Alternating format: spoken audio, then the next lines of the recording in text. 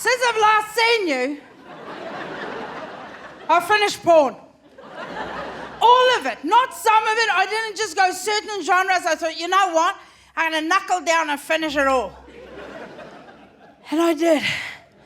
It was drenching work, but I did it. And here I am to tell you that straight people, you're sick. Because honestly, porn is a straight people's game. It's not for lesbians. But I thought, I want to go see what you are into. And you're sick, sick people. And horny too. There's no one more horny in the straight people category than step families. You know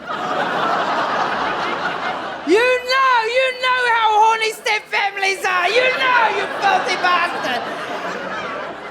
Step families come out horny. I started watching it and I thought, like, stepmothers are like washing machines from the 1980s. They take load after load after load. Just shake a little at the end and then there it goes. Step-sisters, not very bright people. Everyone has to teach them a lesson. You know, because I do this job, so then I always get people who slide into my DMs, not with any dick pics or the decency of a nice pair of tits, no. I always get the requests going, hey, we're coming to your show tonight, and we're bringing the whole family. And I'm bringing someone that's really close to my heart, that actually changed my life, and I was wondering if you could do a little shout out to my stepmom.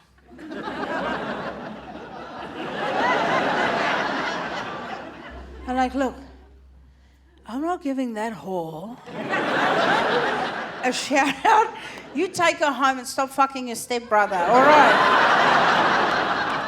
You stop it, you dirty slag. I realised that not all avocados are the same. You don't know till you know. Like, you know, when you buy avocados, it's top of mind the whole time. Like, if you've got avocados at home, you're thinking about it right now. Any other fruit and veg, you don't give a shit. The kids will go, the potatoes look weird, put it in the bin. Who gives a shit? The avocado, you will sift through the green bits with it. Oh, we can save that. Save that. You have half a teaspoon of avocado, go, we can still make the guacamole. Just need 14 kilograms of tomatoes. But you know the lifespan where that avocado is, because it's almost like days of our lives with the avocado. Because when you're ready for the avocado, it's not ready for you. And when it's ready for you, you're not home. The avocado will usually give you roughly 10 seconds from when it's ripe to when it's ruined. Right? Let avocado go, hey, I'm ready, 10, 9, 8, I lied, I'm rotten. But you don't know how much you know about something till you see what other people know about stuff. Like, I really got into TikTok in a very big way, right? In a big way, like 8 hours a day. And I don't have a job. So then, and I don't work out. It just frees up a lot of your day. And I saw that I was doing avocados wrong. But I used to just have the basic approach to avocado, like someone born in the 70s, right? You cut it open, you whip it up, take the pip out, take a spoon, another spoon, there's your avocado. But then I saw on TikTok, people do it different. They peel the avocado, then they take a knife and they slice it like that, then they put it on a plate and they... And now there's little slices that you can put on a cracker with some cheese and shit, and it's real fancy, and I'm like, I'm going to be a fancy one too. So I got some of those avocados, and I peeled them, and my avocados didn't look like their avocados, because my avocados had black spots all over them. And then I thought, uh-oh, my avocados are diseased. But they weren't diseased at all, were they? No, my avocados had fingerprints on them. It was my community would go out to the supermarket and squeeze the shit out of all of the avocados to see if they're ripe or not. So all those black spots are fingerprints. That avocado has been fingered so much. If if that was a human being, you wouldn't marry it. Yeah, I just slut-shamed an avocado. I don't give a shit. I just thought, I'm not going to deal with it anymore. The change starts with us. You've heard Oprah say it. Now I'm saying it to you. And I thought, you know what? I'm going to start doing some volunteer work at my local supermarket. Out of the goodness of my own heart, I would go to the supermarket and I would take one of those little trolleys so I can move quickly, right? And I would just patrol the produce section. I tell you, if you want to learn things about people, like people go, I love going to the mall, I love to just people watch. Go to the produce section. Your mind will be blown. You cannot believe the people who live in your community. So I take the trolley and I parade up and down that produce section and I just watch people. And if I see anyone squeeze an avocado, I follow them. And I will be patient. We can be 4, 5 aisles down. And if there's anyone, like, they go to get some olive oil, I'll sneak up to their trolley and I squeeze the shit out of everything in their trolley. I'll even snap the spaghetti in half. Yeah, I'm an animal. For the next 2 weeks, every time they use anything, I want them to go, this is ruined too. We're never going back to that supermarket. Like, good bitch, go somewhere else. Go ruin shit somewhere else. It's fascinating watching people in the produce section. Do you know how many people sniff fruit?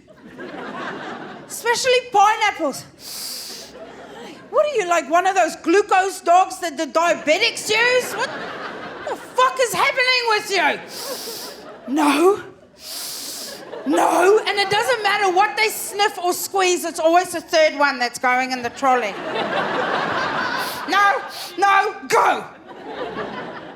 Those are the same people who will knock on a melon. Have you seen these people? Have you seen these animals?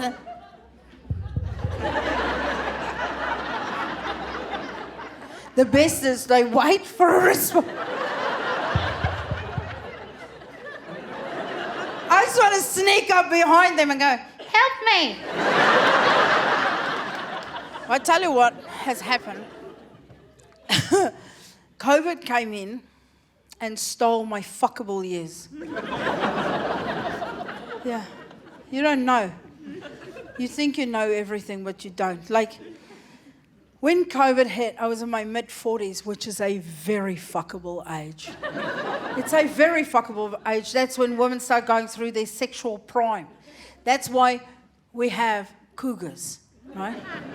I'm just saying that's how cougars were invented, right? Because we go through our sexual prime. But then COVID came and went, hang on! Even if you watch porn, everyone wants to fuck a MILF, right? But then COVID came, took my mid-40s and went with it. Now I'm nearly 50. That's not sexy. That's hot. Oh, it's hot. Ooh, she is hot. She is hot. She is clammy. She is sad. She is happy. She is angry. She is fuck you. That's what she is. Do you hear that clapping? Those are bitches that'll kill you. Menopause is Latin for activate kill switch. Which reminds me, not everything you're going to hear in here tonight is factual. No, I am hot, but I tell you what I have discovered, which my mind was never open to before, but it is open to it now, is linen. I know, do you hear that? Like when you're young and your tits still fit, you don't know the importance of linen.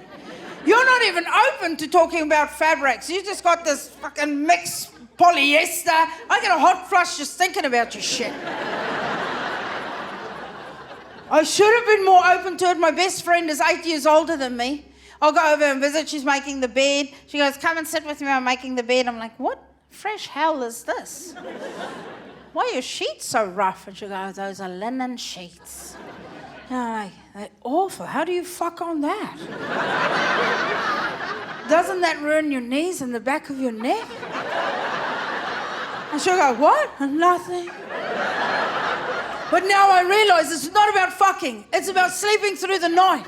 You just want to wake up in the morning well rested, because you don't do that anymore. You wake up 3 o'clock with a puddle of sweat in your left eye, then 5 o'clock with a puddle of sweat in your right eye. We never sleep through the night anymore. We talk to other middle-aged women like we used to when our kids were babies. Did you sleep through the night? Were you dry when you woke up? No, I fucking wasn't. I wear mum linen pants when I go pick the kids up at school, and all the other mums are wearing exactly the same pants. You know those mum linen pants that don't go to the ankle or the calf, they just there. Those pants are a miracle of nature. When you put linen pants on, they're so tight in the morning, it looks like you're going to yoga. We all drop the kids off and now yoga linen pants. Bye! Then we go straight home and we sit on the couch next to all the washing that we're definitely not folding today. And we watch a crime documentary while we're eating all the snacks that we bought for their school lunch boxes. And something magical happens when you sit down in linen, right? You apply pressure to the knees and the arse. And the minute you apply pressure to linen, it poofs out. So now when you stand up, it's just knees and arse on those. By the time you go pick up the kids, because 6 hours during a school day goes like that. You're like, I think I was in a coma for half of that. Then you go pick up the kids in your white-ass pants. No matter how you're kicking them, you're never going to kick fabric. You line up with all the other mums. And I'm like, hey. Because I try not to talk to them because I despise other mums. I have nothing to say to these bitches. I just cannot. Because, you know, it's always the ones that want to talk to you that have this voice. Hey!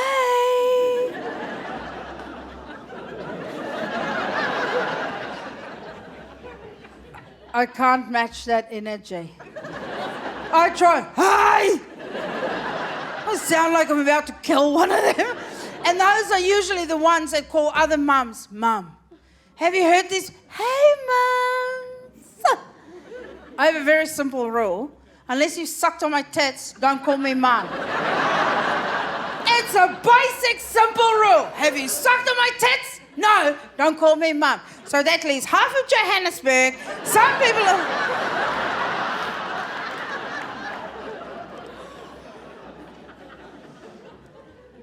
This mum makes small talk and she goes, how great are those pants? I'm like, yeah, pants.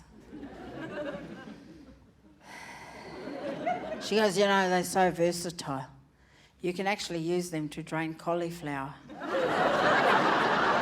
If I ever follow a recipe that requires me to take my pants off to drain anything, I'm going to go ahead and get the kids some pizza that night. My fuckable years are gone.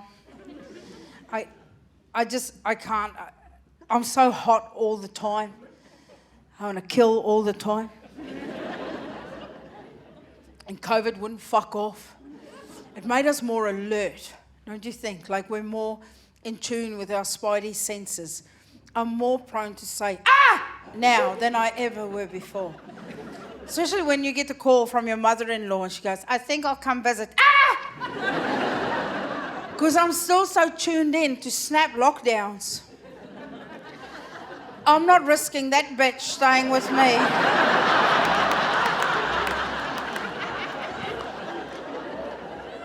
Can you imagine that nightmare? I got caught out because my mother lives with my sister in Christchurch, which is on the South Island of New Zealand, and I live in Auckland, which is on the North Island, which is nice and far away from them. We have to fly to see each other, which is perfect. I love my family a flight away. But then, after that 4 months that we have to stay in lockdown, my sister rang me and she went, hey! You know when a call starts like that, it's not positive. She goes, you're going to have to take Mum for a bit. And I said, look, I hear you. I hear what you're saying. I said, and next time you and I are in the same city, let's sit down and chat about the visit. And she goes, chat about the visit? Mum's on a plane. You have to pick her up at 4. I'm like, that bitch reverse Uno carded me so hard. She goes, she's on a plane. You're picking her and Oscar up at 4. Damn it. Because you can't not pick up your mum. I tried. She's got my number. So I go pick up my mum and Oscar. Now, my mum is my mum, and Oscar is her ginger cat. And he travels everywhere with her like he's a Labrador, but he's not, so he hates it. So they come and visit me. That night that they arrive, Auckland goes into a snap lockdown for 4 months.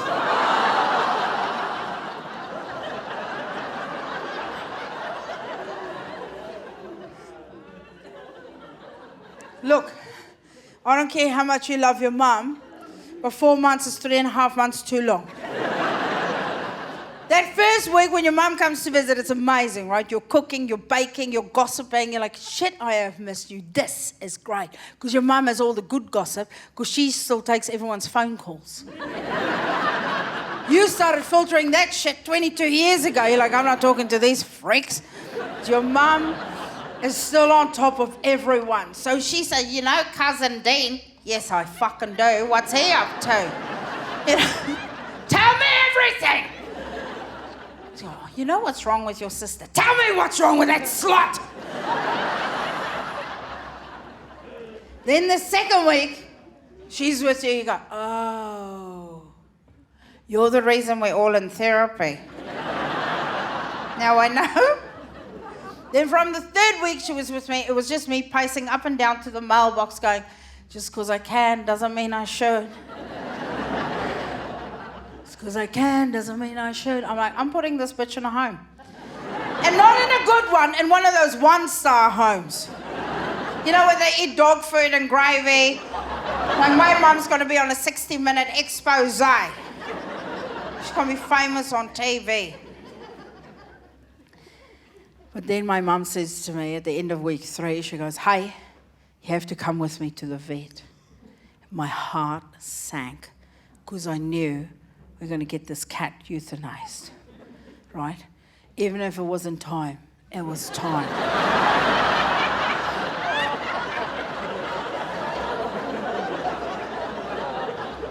Now, I can see some of you already tensing up. Hear me out. This is a very, very elderly cat. Very elderly cat. Like, every childhood memory that I've ever had includes this cat. And I'm nearly 50. There's a photo of my sister's house of me on my very first day of school, just standing there with my little school bag and my hair in pigtails, and that cat is sitting next to me, just looking at me. I remember the day that cat joined our family. I was about 3 years old. I was riding my trike in the driveway, and this adult cat walked into the driveway, and he just took the cigarette out. And he said, hey, little girls, your mama home? And then they became soulmates. And okay, that last bit isn't true, but that cat is fucking old, is what I'm saying. And he smoked Gunston Plain, like he's an old cat.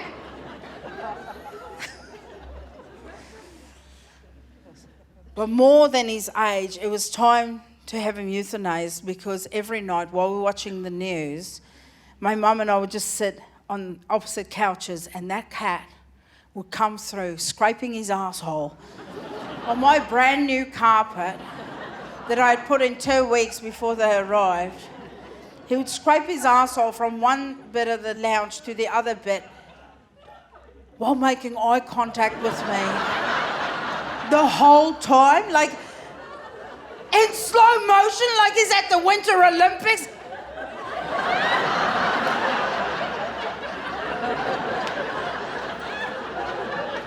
I knew it was personal, because not once did he just look at my mum and go, what do you reckon? No. He was only looking at me, and I'll say to my mum, do you see this shit? Literally, do you see this shit? He's putting GT stripes all over my fucking lounge. So it's time for him to go. But my bigger concern than the cat having to be euthanized is I'm not the emotional support daughter. That's my sister. Because I'm not a crier. I never developed a taste for it. You know how some people can cry? Like my sister goes dolphin for everything. You know, when there's anything emotional...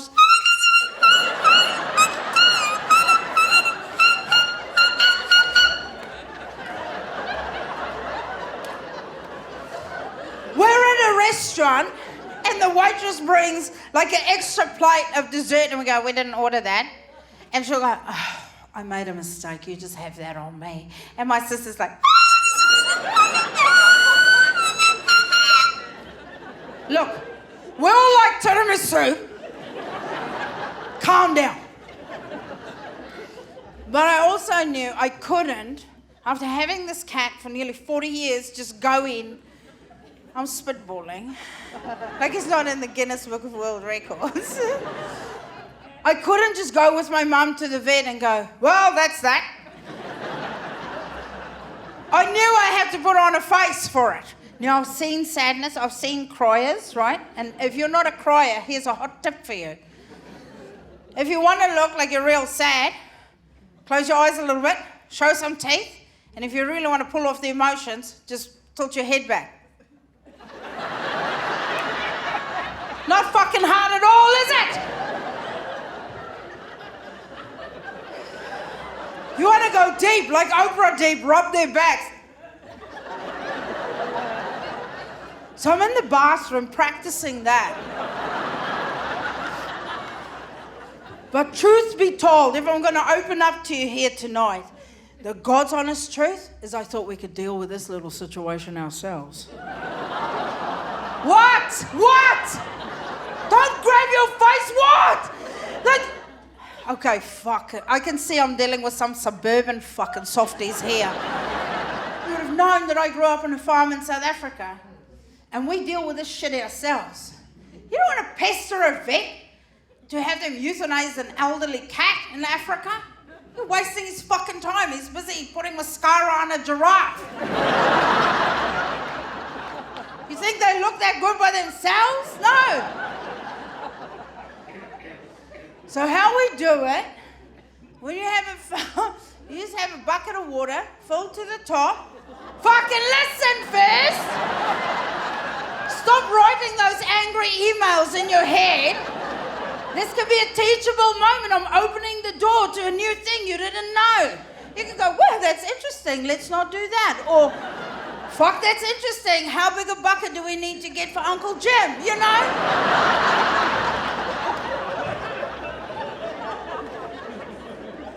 Just open your minds, is what I'm saying. You have a bucket of water, you fill it to the top, and you have a lid for said bucket. Whenever there's anything on the farm that's creating a bit of a pest, like rats, mice, poisonous snakes that won't fuck off, pop them in the bucket, put the lid on. At the end of the week, you just drain the water, you biff everything what's inside in the fire pit. You're done for. You have a nice marshmallow barbecue. What's your problem? What? What?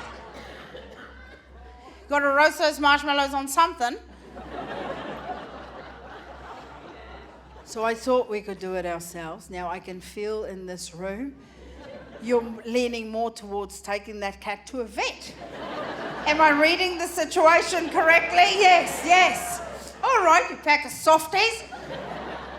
Make some noise if you would rather take the cat to the vet to be euthanized. Yeah, all right. Fucking softies. Now, I'm just going to take you through your way of doing it, because I'm an equal opportunity comic. I don't just want to talk about my way. You know, we're in this together, right? So here we go. We're going to take our elderly cat to the vet to be euthanized as per your request.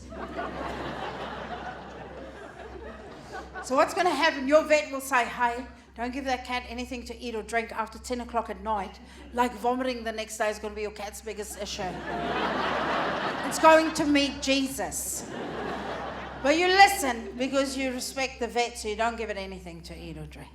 Then the next morning, that elderly cat of yours wakes up and he goes, fuck, I am famished. He goes in the kitchen. Is there food or water for him? No, because you're listening to the vet. What does he see? The travel cage. Does your cat like the travel cage? Shit, no! Because cats never go anywhere fun because they're not dogs. If your Labrador sees the cage, it's like, fuck yeah, holiday! Your cat sees the travel cage and goes, fuck no, something on my ass! Because what happens when you put that cat in that travel cage, which, for the record, your cat does not want to go in that travel cage, it's easier to give your cat a tablet in the bath than to put it in that fucking travel cage. So you have to put it in there, then you take that travel cage to the vet. The vet will then take that cat to the back room where he puts it on a table, then pulls that cat out and puts its naked little ass on an ice-cold stainless steel table. He then takes something and ram it up your cat's ass and then go, this cat is getting fat. Now, if I said to you, I'm going to come round to your house tomorrow morning, I'm going to take you and ram you aggressively into a cage and then take you to a strange man who will take you into a back room, who will then put your naked ass on an ice-cold stainless steel table, then ram something up your ass without a thought of slowly rubbing it first, and then say, you're getting fat, you won't fucking like it. Now, I used to say, nobody fucking likes that, but then people started sending me links of people fucking liking that. Because apparently there's literally a link for everything online. So most people won't like that, and your cat does not like that.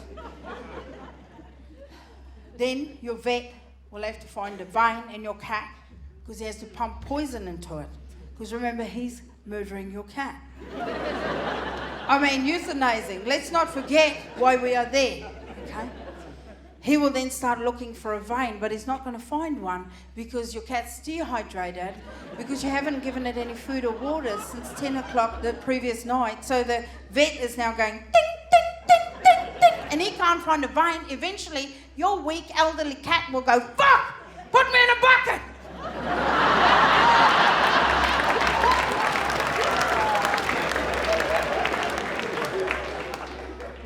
Personally, I think the whole thing is quite inhumane the way you people do it. Now come with me. Come with me on my journey with a bucket. The bucket and the cat will be out as a scholastic book later in the year.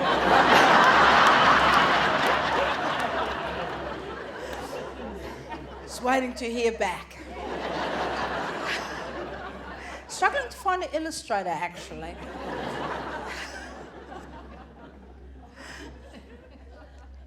So we're going to euthanize our own cat. So make sure you've got the bucket, you fill it to the top with water, you've got the lid standing right next to it, put it outside on the porch or wherever. Let's not refer to the bucket again. We're focusing on joy now.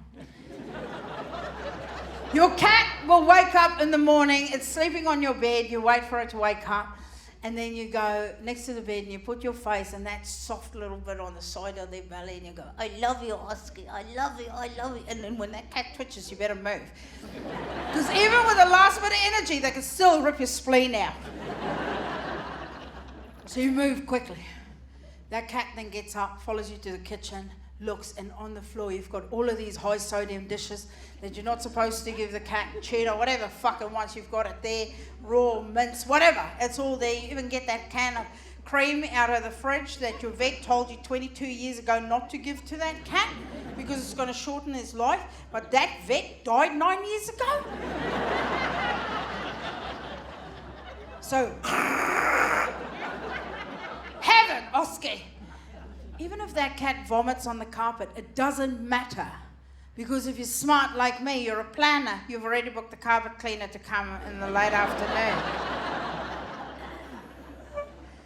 Then you cuddle the cat, you play with it, you get everyone who's ever met that cat to come over to play with it, the kids are playing with it. I even start the fire. It's too hot for the fire, but I do it because the cat likes it. He's just lying in front of the fire going, fuck, this is the best day of my life. This is amazing. And I hold the cat, I'm like, I love you so much, Oski, you're the best. The bucket's ready. You're the best. he's in the bucket. Your cat has never been in a bucket. He's like, fuck, am I at a spa? Look, he's dead. Now, here's a pro tip though. Pro tip, if you've never done it, if your cat is fighting so much that you have to sit on that lid to keep it on, it's not ready to go. It's not ready to go.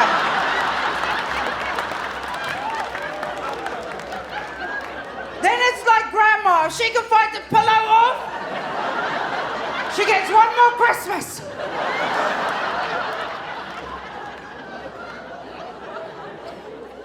Now, don't write me angry emails. None of that happened. I was just thinking that as I was looking at myself in the mirror, being sad. I went with my mum to the vet. I had to put that cat in that travel cage. I had to ram him in so hard it looked like a fucking platypus by the time we got there. We get to the vet takes the cat, walks him into the back.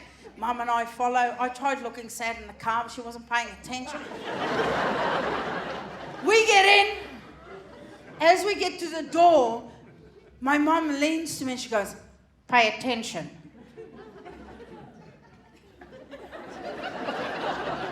What? You know when someone says something, you go, "Was that to me?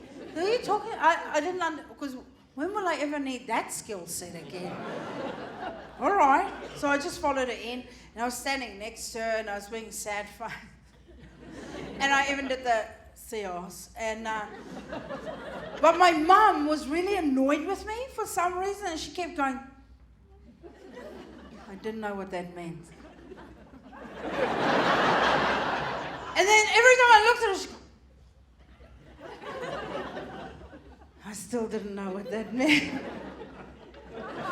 Then my mum got so pissed, she said to me in Afrikaans, so that the vet wouldn't understand, she goes, "Go and stand on the other side of the vet and pay attention." Now, I said that in English. You don't suddenly speak Afrikaans. I don't want you to think that we had this bond now. This weird trauma bond that now you speak an additional language. I did this so everyone can understand. So I then stood on the other side of the vet, which I didn't understand because I was just saying arsehole and elbows on this side. I was no good to her at all.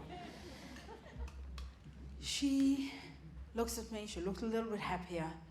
The vet grabs the cat and starts squeezing its asshole, and shit popped out of that cat.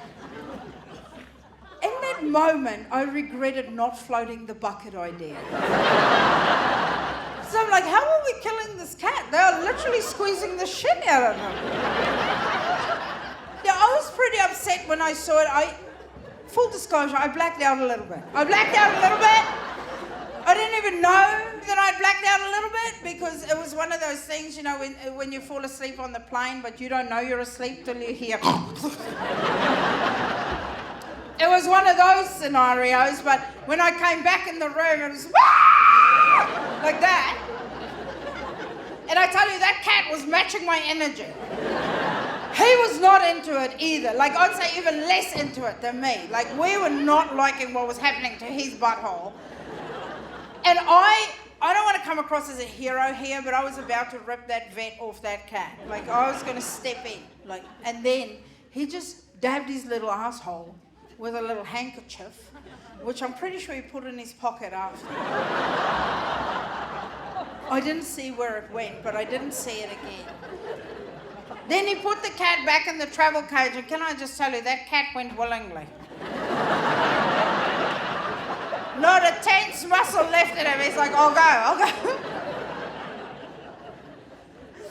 He then got back in the cage, and the vet looks at my mum and goes, "I'll see you in 6 weeks," and walks out.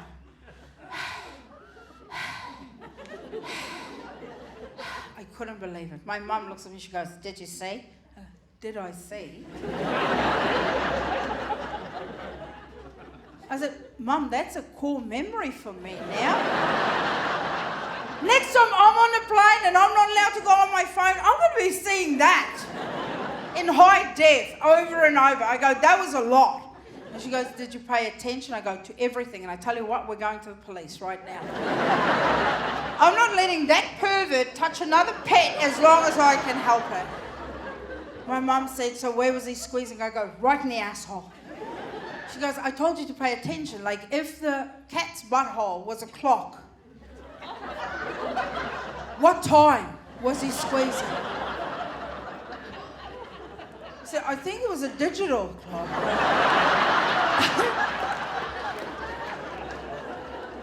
I was shocked. She goes, this is disappointing. I told you to pay attention because I think we can do this at home. No! No! Fuck no! I said, you're not doing this in my home. I said, let's not penny pinch on this one. I'm happy to pay for a brand new asshole for this cat. We can get an asshole transplant for this cat. You don't hear about it often, but you can get it done. Like, there's a lot of cyclist assholes on the road now. Because they fall so hard, their assholes just fall out, and you can get one of those. They're pretty tight. I was fucking shocked. We went back home in silence. Like, I did not. We got home, and the kids were so stoked to see that cat. Because on the down low, I did tell the kids, say goodbye to this cat, you're never seeing it again. And when we're gone, get rid of the bucket and let the carpet guy in. So when we got home, the kids are so happy. My daughter's like, it's a miracle. She says, I want to be a vet one day. I went, no, you don't. No, you don't. I said, you get freaked out when you see the goldfish float around with that bit of poop behind him. And can we just agree? Come on, goldfish, fucking snap it off already. They must have the weakest assholes on the planet. It's like the week after Mardi Gras. Come on, man, snap it.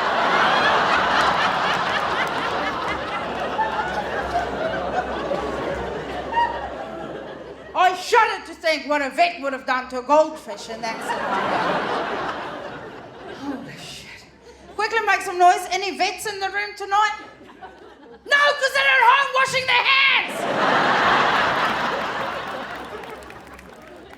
I tell you what I found fascinating during that whole COVID thing. You know, that 4 months where we had to be away.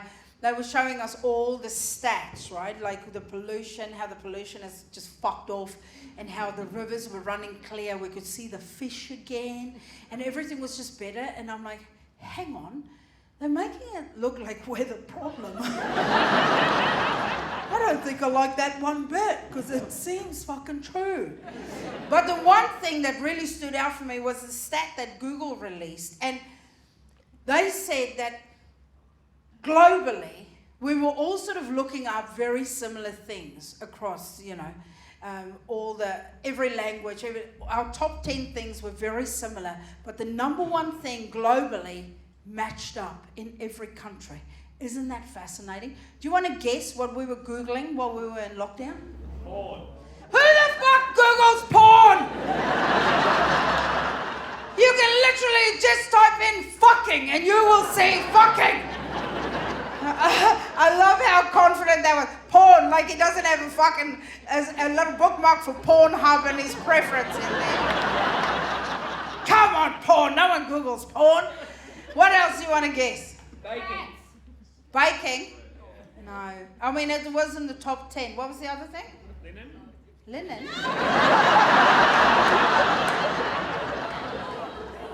Close, but no. The number one thing that we were looking up globally was how to legally separate from a partner.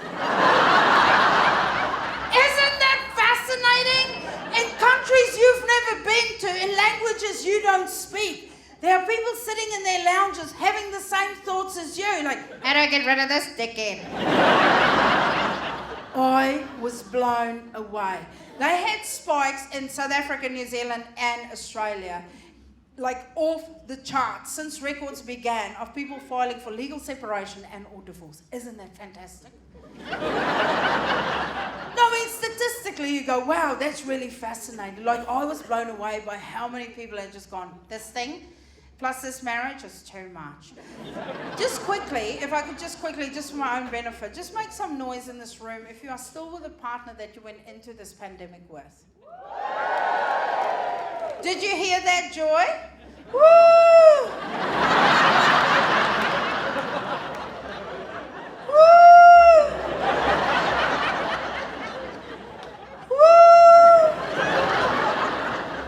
Can I just tell you, that's not where joy comes from. You didn't even use your throats. You could have achieved that level of joy with your mouth open outside on a windy day. There was no joy in that note. Make some noise if you manage to get rid of a partner during this pandemic. You hear that snore? And they're tired. They're tired because they've been fucking.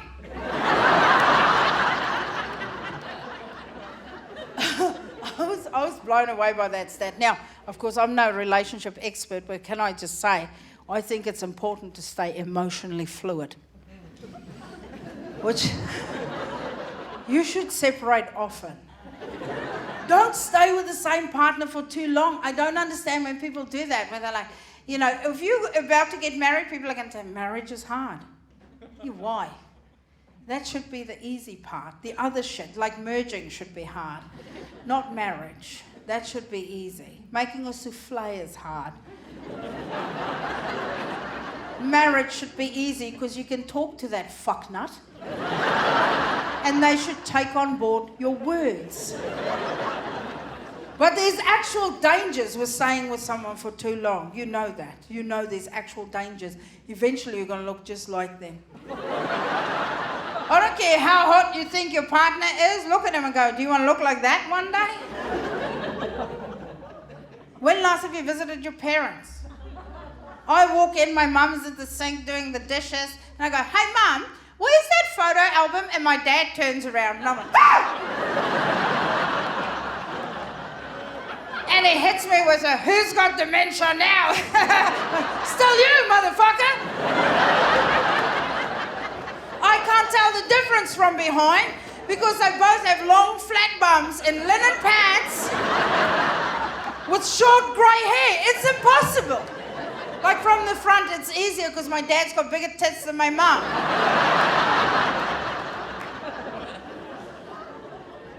That's not the only risk. You know, if you've been with someone for so many years, you know, those people who stay married for like 50, 60, 70 years, there's huge risk in that. Huge risk in that. Because, you know, they always, you know, it's so sweet, those couples, when they show them, because you'll know about it, they'll show them on the news, usually after the weather. And they'll tease the whole news bulletin after the weather. We've got something so sweet. Don't we, Stacey? We know Stacey doesn't think it's sweet because we read in Women's Day she's been divorced 4 times. But when they finally show that elderly couple, they're both yay high and propped together on a couch. You just know someone placed them there. This isn't their natural state. They're sort of leaning into each other like this. And then they ask questions, but only the woman speaks. Because the man has no more words. He has used up his allocation over the years. That's why old men start grunting because they're not sure how many words they have left. Women, we know, we keep track of that shit. Your wife will borrow some of your words and then she'll give you some of hers. She'll just shove her words in your mouth. So you don't know how many you've actually used, so they try and limit the words. Still 4 words, fucko, you're dead soon. But then they'll ask that couple, they go, what's the secret to a happy and long marriage? And she'll look at him and look at the camera and go, it's never going to bed angry. And you're lying on the couch looking at your partner on the other couch going, well, that ship has sailed, hasn't it? We get another year, it's a lot. You know, the danger with that couple is he's going to die on Monday. She's going to go ahead and die on Wednesday. And people will romanticize that. They'll go,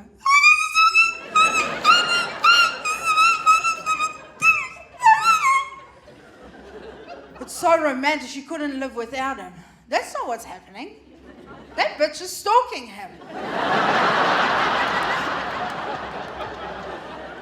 We have vows. We have a contract with each other that says, till death do us part. This poor guy gets into heaven. He's like, Jesus Christ. Hey, boys, how's it going? I've been married to the same bitch for 70... Hey, you're here!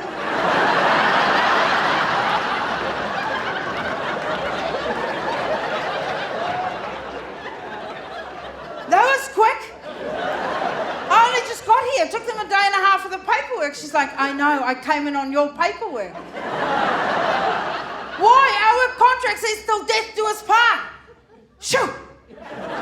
Go on, get! You don't like that? You're romanticizing it. I quickly want to tell you a side story because we don't have time for it. No. So my wife's grandmother, Phyllis, she's 96 years old, when she died in December, I know.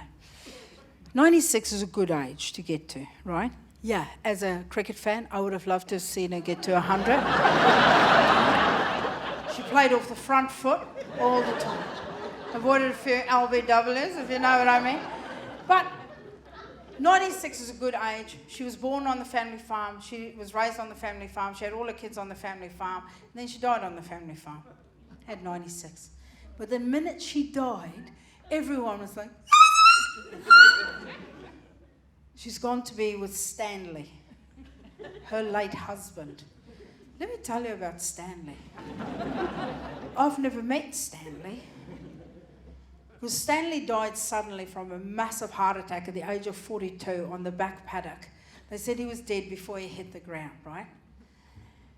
Now, Stanley was a wildly attractive man. You know those people, when you see their photos, you're like... Like, it's just on the farm, like the wedding photo. You know, the normal old people photos, there's three. There's him with a young guy, a young man, in a button-down shirt, and then the wedding photo, and that was that. But I look at those photos, and I'm like, whew. You know when someone's so hot, you start questioning your choices? And then you remember being gay is not a choice.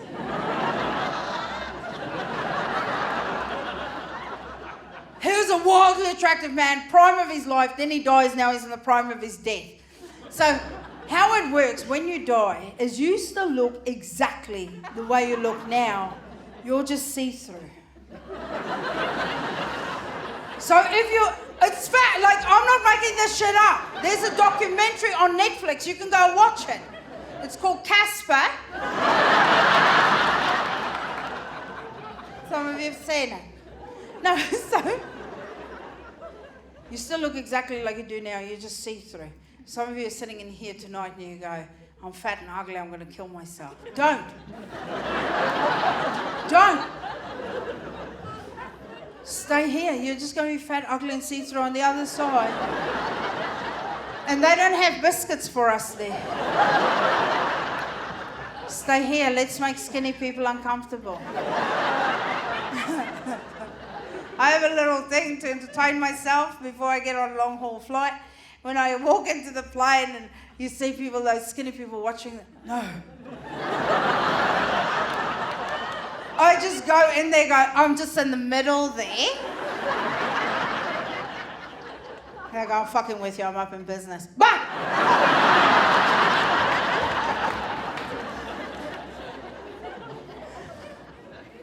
anyway, so Stanley's dead. Now, he goes to heaven. And when you get to heaven, this is how it works. You get to heaven.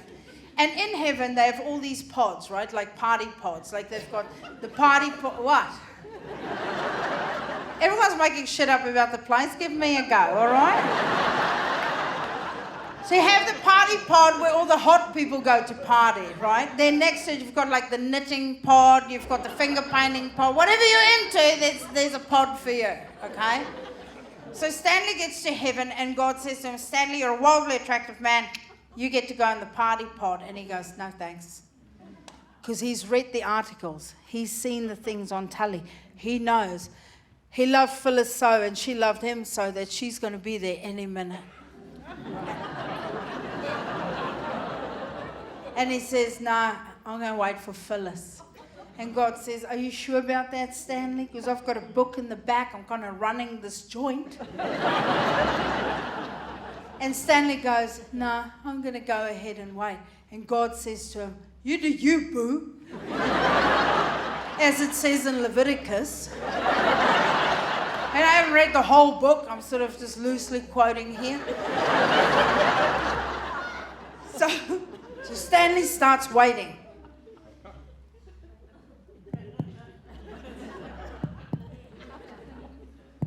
Yeah, I'm new. It's weird, I'm see-through here. He had a pie before. After a few years, he realizes Phyllis isn't coming. And he can hear the party pot is going off. Then he thinks, you know, Phyllis is a wildly attractive woman herself. She's probably remarried to get someone to help her with the kids. He then joins the party pod. And at this point, Stanley starts hammering ghost pussy. Like, no one has hammered ghost pussy in the history of ghost pussy. Right, he is going hammer and tongs, as they say. So one day there's an announcement. Stanley, can you come to the gate, please? That's Stanley to the pearly gates, thank you. So Stanley leaves the pod and he goes, hey! You keep that ghost pussy on ice for me, I'll be right back, all right? He gets to the pearly gates and who's there but Phyllis? He gets a fright naturally. She has shrunk 3 foot, I was like, holy shit, global warming is real. So Phyllis, who never remarried, never even removed her wedding bands, has waited for Stanley all these years and she's ready to reconnect. She's frothing to reconnect. Stanley says to her, at ease, Phyllis. I've been hammering ghost pussy for decades. I'm not ready for fossil pussy just yet. So I guess all I'm saying is you can work at your relationship as much as you like, but as soon as your partner drops dead, he's going to be hammering ghost pussy in heaven. Or ghost dick. There's ghost dick too. And that looks bigger because it's see-through. And it's better when it's see-through because you can see it coming. Not going to surprise you in the eye with that one.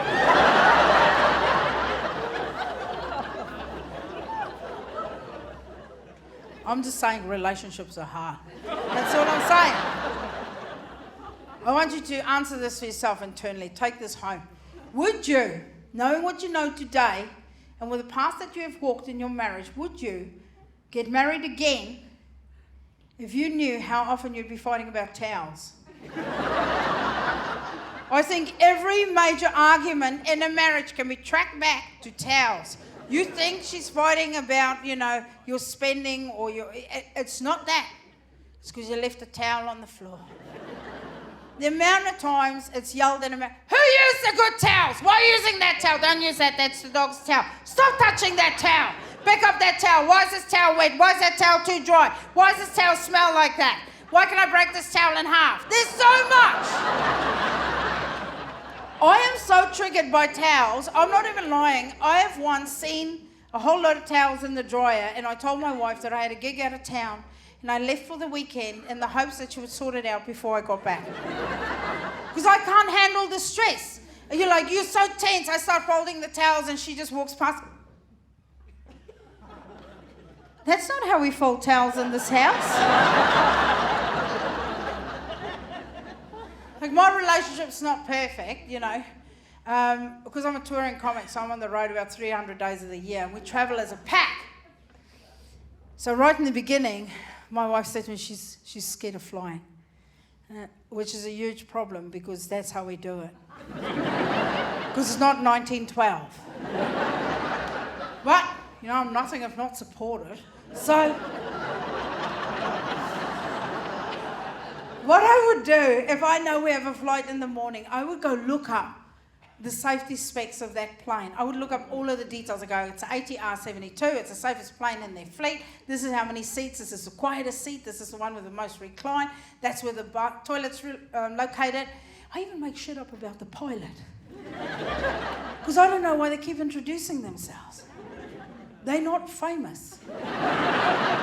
No one gives a shit. No other job on the planet. You don't get to the supermarket and they go, welcome to checkout number 3. We've got Stacey here checking out today on the Olympus 3000. Now, the conveyor is running at roughly 0.0029 kilometres an hour. Yeah, your loyalty card don't mean shit. You want to sign up? Well, recently I flew to Dublin and they were real casual with the introduction of the pilots. They just came on and go, g'day, today, well, not with that accent. Today we've got Alana and Matthew flying into Dublin. And I looked around and not one person even lifted their heads off their phones that were supposed to be in flight mode at that time. Anyway, I do all of that shit for her. I mean, not anymore. I've now recorded all of the audio notes. So before we get on a flight, I just airdrop her that shit. If you've got an Android phone, you're going to have to Google what that is. What she said to me, she goes, you know what, I'm not scared of flying. I'm scared of crashing. Yes. We all are. When we're in the nosedive into the fucking Pacific, no one's going, fuck yeah! We're going directly into a mountain. Fuck yeah! Matthew and Alana are getting it done today. No!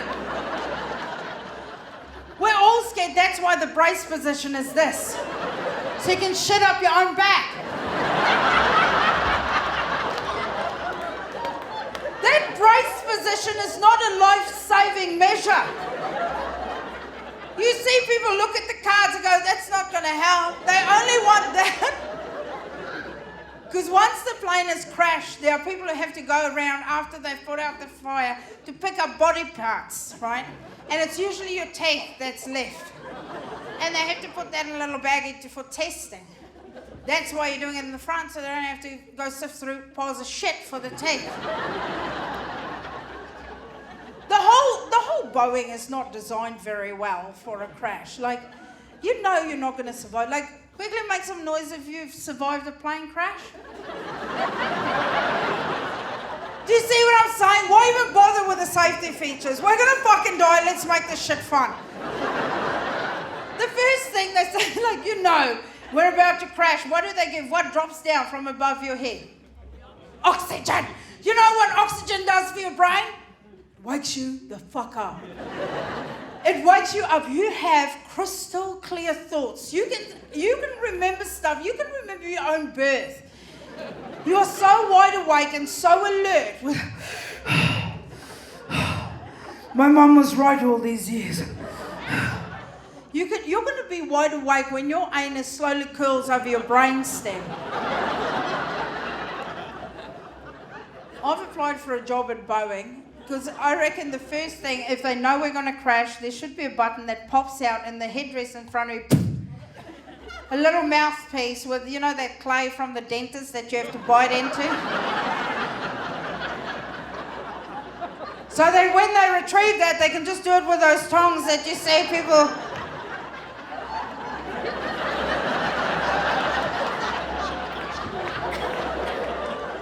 27, I ain't never flossed a day in her life. Once that thing sets, then automatically from above you where the oxygen used to live, a bag of cocaine drops down. Yeah. Even if you've never tried cocaine in your life, shove your whole head in that bag and inhale. You're still gonna die, but fuck, you're gonna believe in yourself. Guys, we've got this! Hit it, Alana and Matthew, let's go!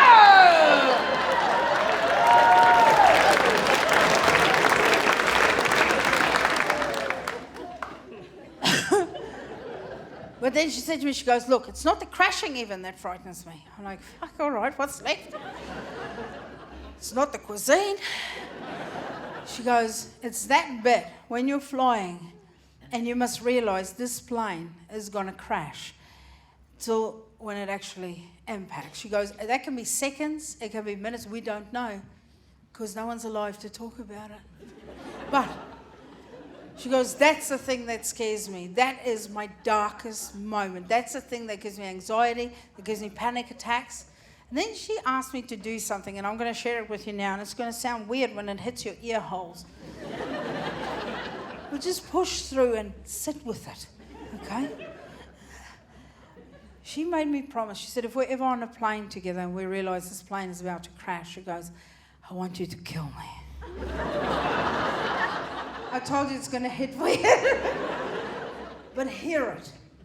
When I heard that, I thought, wow. She trusts me, the person that she loves most in the world. This is before we had children. Now she'll use me as a human shield at a Costco sale. But she trusts me enough that when she's in her darkest moment that I will remove her from that. And I thought that was really romantic. Initially. But then it hit me. I'm on that plane too. But I don't get to experience any terror because I've got one more fucking chore to do. It got to a point we can fly domestic, like we'll fly Sydney to Melbourne. As soon as I get on the plane, I start making a shiv.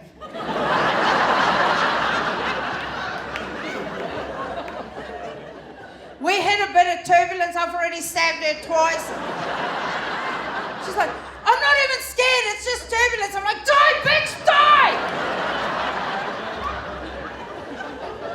So we got a divorce. Yeah, we were one of the statistics during COVID. We didn't make it through. We divorced. Don't worry, we're lesbians, we're still best friends. We still share the Labrador, we never fucking let go. We know the amount of training we put into a partner. We keep them. We can introduce them to someone down the track.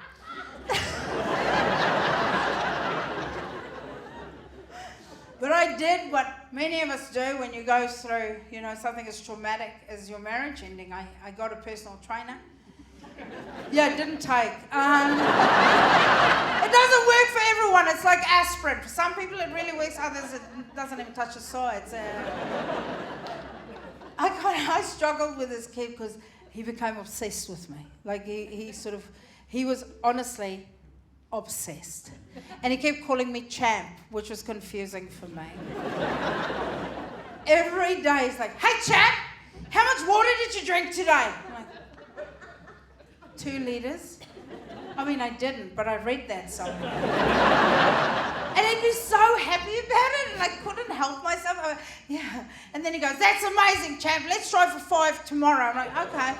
And then the next day he's like, hey, champ, how much water did you have? I go, 10 liters. He's like, that's phenomenal work. Let's try for 50 tomorrow. Okay. Next day, how much water, champ? I go, I fell in a water tanker. And I drank my way out. He's like, that's phenomenal. Let's try for 2 water tankers tomorrow. Like how much water I'm drinking and how much I'm sleeping. Every time he'd see me go, did you sleep? Did you get some shut-eye? Did you get any sleep? How much did you sleep last night? Did you sleep well? Are you rested? I'm like, who the fuck is sleeping? I'm up all night pissing. Mate, you have to decide. It's either water or sleep, but I can't do both. Because now I'm up in the middle of the night having a panic attack, eating a sleeve of Tim Tams. But I knew it wasn't going to work out with me and him because one day after a particularly vigorous workout, he said to me, just to try and get me up off the ground, he goes, Ursh, I want you to remember that the dopamine hit that you get after a workout is bigger and higher than the dopamine hit you get after sex. And in that moment, I knew this kid doesn't know how to fuck.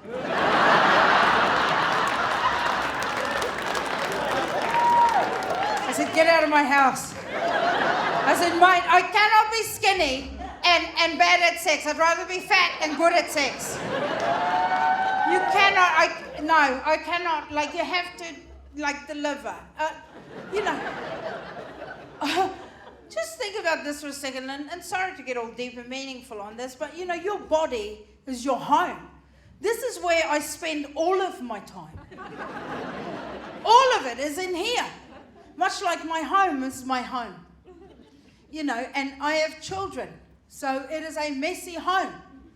Now, if you know people who have children, but they have a tidy home, they are crate training those children. There's no way you can have both. You cannot have children in a tidy house. There's some abuse happening. I'm sorry. Okay? You have to let those kids in the house at some fucking point. But when people come over to your house, they see the mess, you go, excuse the mess, blooming kids. But then you get them inside, you make them feel welcome, you give them something to eat. They no longer see the mess, do they? No. And it's the same with your body. The first time someone sees you naked, you go, excuse the mess. Blooming kids. But then once you let them inside and give them something to eat, they don't see the mess anymore. Brisbane, you've been absolutely amazing. Thank you so much.